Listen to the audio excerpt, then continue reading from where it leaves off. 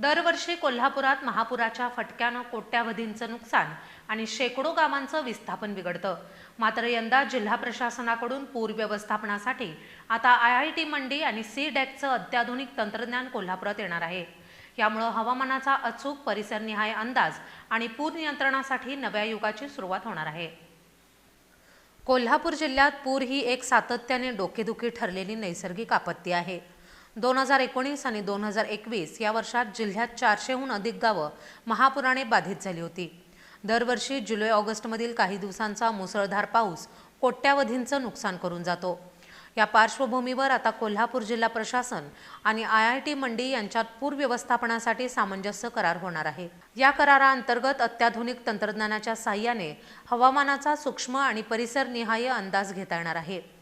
पुण्याच्या CDEC संस्थेने विकसित केलेली प्रणाली कोल्हापुरात वापरण्यात येणार असून त्यामुळे कधी, कोठे आणि किती पाऊस होणार याचा अचूक अंदाज मिळू शकतो।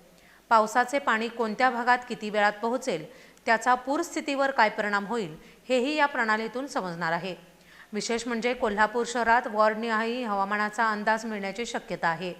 या तंत्रज्ञानामुळे जिल्ह्यातील पूरस्थितीची पूर्वतयारी करता येणार असून हानी मोठ्या प्रमाणावर टाळता येणार आहे।